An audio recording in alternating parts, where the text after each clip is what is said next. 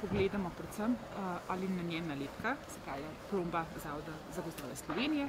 Takšno drevo lahko v vsakem primeru odpeljemo domov in brez kakšne slabe vesti. Kaj pa, če želimo drevesce, ki ga lahko po praznikih vrnemo v naravo? Tudi to je pač varianta, zakaj pa ne. Je pa, postane lahko manjši problem, kajti nikoli ne vemo, ali bo drevesce preživelo to selitev iz mrzle zime, vroče stanovanje ali pa vsaj toplo stanovanje, pa potem spet nazaj.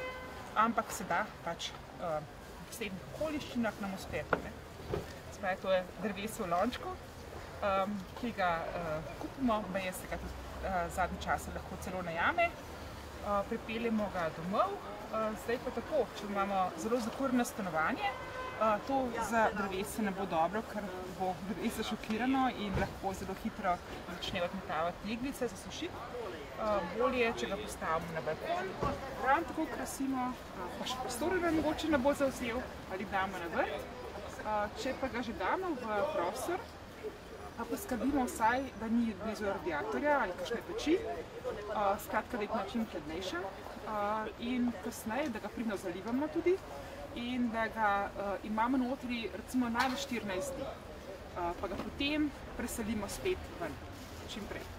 Ampak kaj pa je bolj ekološko? Je bolj ekološko takšno drevesce, ki je bilo že namenjeno za posek, ali kako ste rekli, se pravilno reče, za sečnjo? Tukaj gre bolj za nego mladega gozda, tisto sekamo večja drevesa, ki so debelejša, tukaj gre pa za nego, ki je potrebna, ali pa se pravi, če ga vzamemo tudi kakšen meter na vodi, v bližini ceste, kjer bi ga ravno tako v vsakem primeru posekali, ali pa, če gre za zaraščujoče površine, je zelo dobrodošlo in pravi koristno za gozd, koristno tudi za kulturno krajino, da ga tam vzamemo. Ampak kaj je bolj ekološko? Takšno drevo ali drevo v lončku, ki ga potem vrnemo v naravo?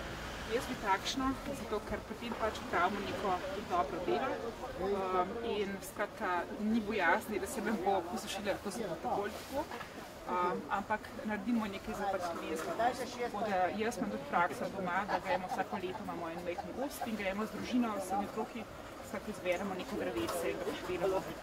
Ko pridemo v prostor, ga spodaj malce odrežemo in ga zamesimo, zato da potem lažje se na to dolivamo vodo v posodo, skratka damo neko posodo, kjer je voda in tako drevesce se recimo drži tudi do 4 tedne lahko.